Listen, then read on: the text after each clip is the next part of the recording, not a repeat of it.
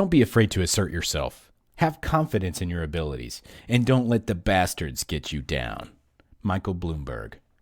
DZ Tribe, Josh Thomas, so glad to have you. Hey, while you're here, wanted to let you know that I have this personality profile assessment called the Do Zone DNA. I've probably said it before. If you've never heard an episode of mine, go listen to all of them. I say the same thing every time.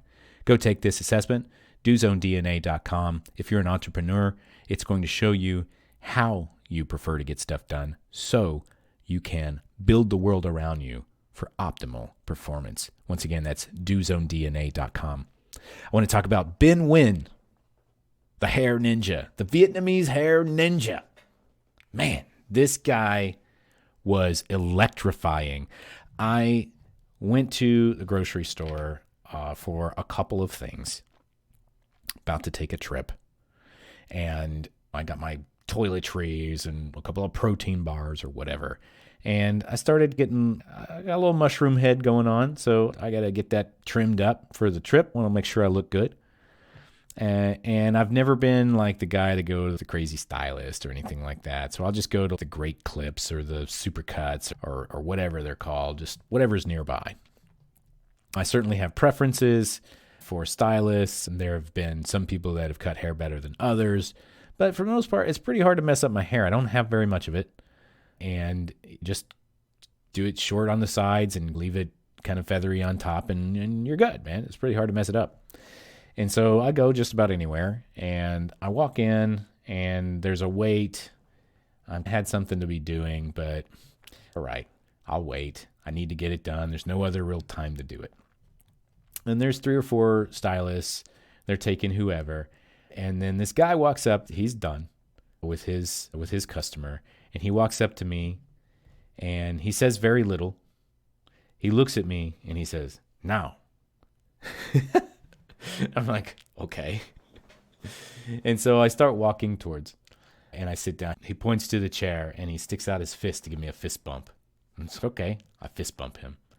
I sit down in the chair, and there's hair like everywhere, and he's like sweeping the hair. He's moving it all into a pile. He's very jerky with these motions, almost like it's a show.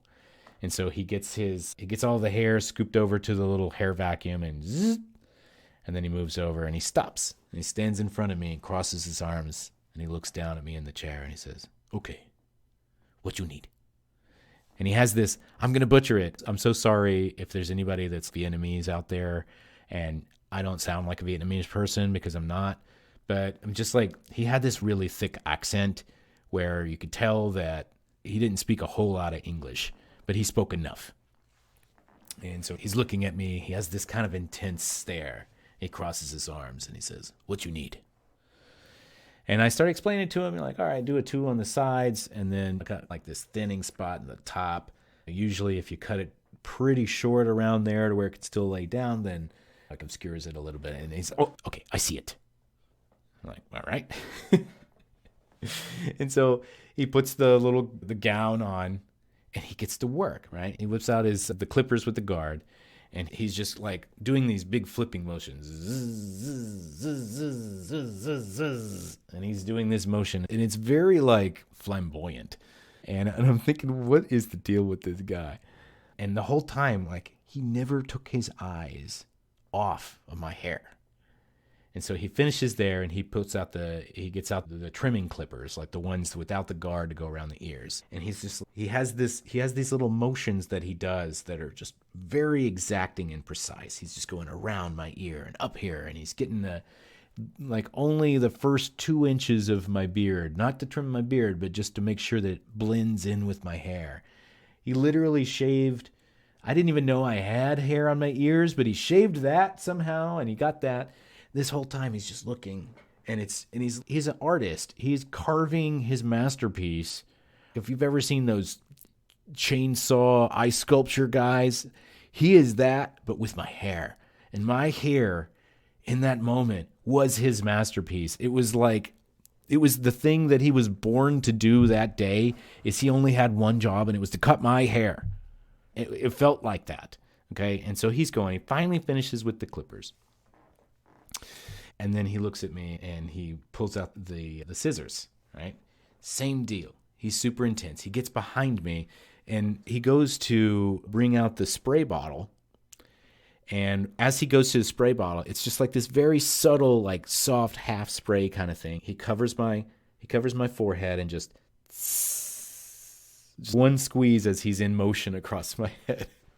It was just like I can't describe it, like a ribbon dancer, just like everything's just flowing.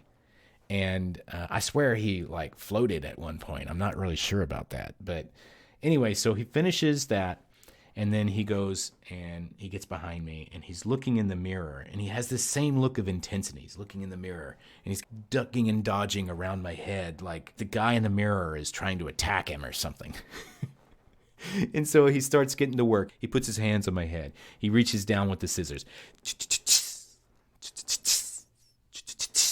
Very rhythmic. It was just like 1, 2, 3, swash. 1, 2, 3, swash. Regroup. 1, 2, 3, swash. Regroup. And he would grunt. And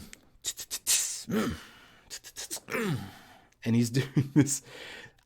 He never asked me like, hey, how was your day? Hey, how long have you lived here? What are you doing later, man? He was all business. And I was just admiring the fact that this man was so dedicated to his craft. I was speechless. I was sitting there smiling. I was just enjoying this experience so much.